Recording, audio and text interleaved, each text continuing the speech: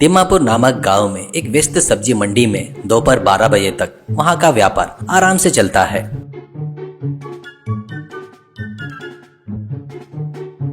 वहां पर व्यापार करने वाले सभी लोगों को दोपहर में भूख लगना शुरू हो जाती है।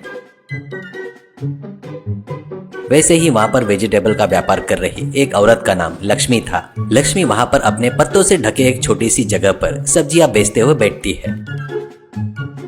लक्ष्मी, अरे आओ बाबू आओ, टमाटर, बीन्स, कैरेट, कैबेज, मिर्ची, आपको जो चाहिए वो वेजिटेबल है, वो भी कम भाव में। आओ बाबू आओ। ऐसा कहते हुए उस समय पर आने वाले कस्टमरों को बड़ी अच्छी तरीके से बुलाती है लक्ष्मी।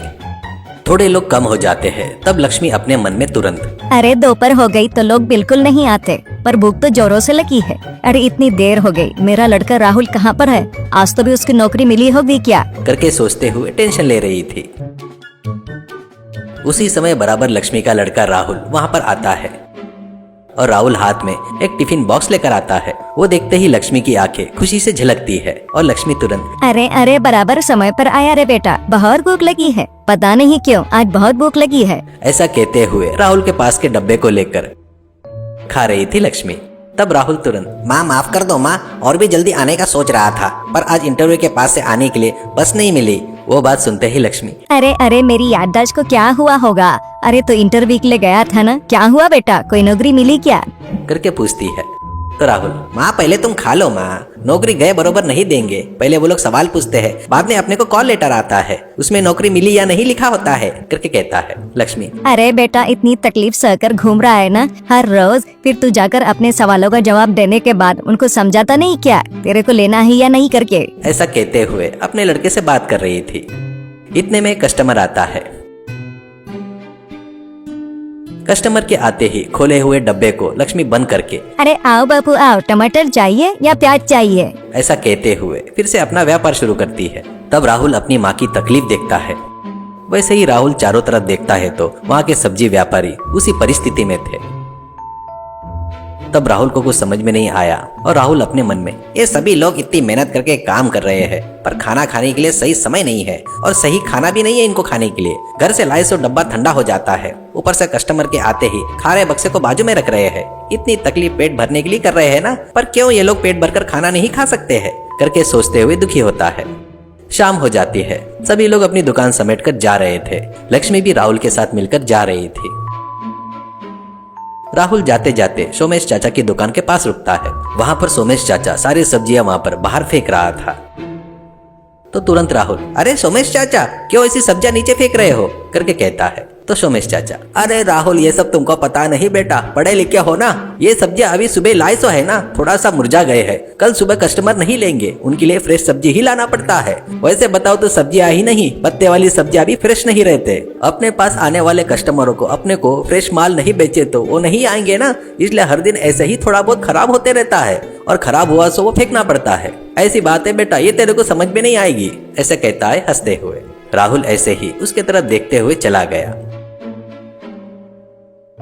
राहुल रात भर सोचते रहता है और राहुल अपने मन में, असल में मेरे को जो काम आता है वो करते हुए मैं अपने नौकरी के लिए भी कोशिश कर सकता हूँ ना, क्यों ना मैं उस वेजिटेबल मार्केट में वेजिटेबल बिरयानी बेच सकता हूँ ना, बढ़िया वहाँ के ताजे ताजे वेजिटेबल से बनाकर बेच सकता हूँ ना।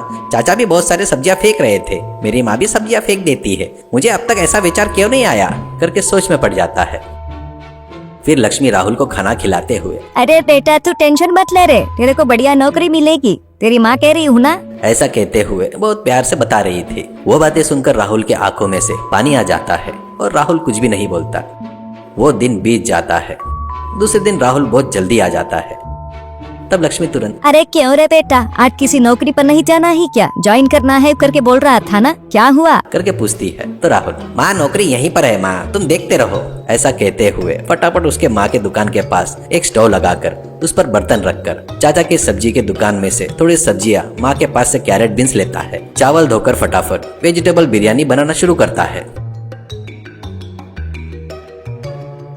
उसकी माँ बहुत आश्चर्य होती है, आजू बाजू के सब्जी बेचने वाले भी आश्चर्यचकित होते हैं। तो लक्ष्मी तुरंत, अरे क्या कर रहा है ले बेटा, वेजिटेबल से बिरयानी क्यों बना रहा है, तेरे को क्या हुआ है, ऐसा क्यों कर रहा है। करके कहती है। तो राहुल तुरंत, अरे माँ देखो, अपन ने कुछ लागत लगाए क्या, हम लोग खुश रहना चाहिए तो अपन लोग जो काम कर रहे हैं ना उससे ही फल लेना पड़ता है। अब देखो वहाँ पर सोमेश चाचा वहाँ पर कितना सारा सब्जियाँ फेंक रहे हैं, तुम कितने फेंक रही हो, वो सब अच्छे ही है ना, उसको फेंकने से अच्छा है हर रोज यहाँ पर बिरयानी बनाकर बेचूंगा, करके कहता है। तो तुरंत सोमेश चाचा नजदीक आते हैं और, अरे क्या बात कर रहे हो राहुल बेटा, बिरयानी बनाकर बेचोगे क्या, तेरे को कुछ फायदा होगा क्या, करके कहता है। तो राहुल, चाचा फायदे के लिए नहीं, एक प्लेट बिरयानी 10 रुपए में ही मिलेगा, यहाँ कस्टमर लोग भी खा सकते हैं और बेचने वाले व्यापारी भी खा सकते हैं, यही मेरी नौकरी है आज से, ऐसे कहता है। लक्ष्मी मन ही मन में दुखी होती है, पर अपने लड़के की सोच को देखकर लक्ष्मी अपने मन में, मेरा लड़का सोना है, इसको अच्छी पढ़ाई और अच्छा ज्ञान भी मिला है, करके खुश होती है। देखते ही देखते राहुल जो बेच रहा था 10 रुपए वाला वेजिटेबल बिरयानी वेजिटेबल मार्केट में फेमस हो जाता है। कस्टमर सभी स्पेशल राहुल ने बनाई सो बिरयानी खाने के लिए ही आते हैं।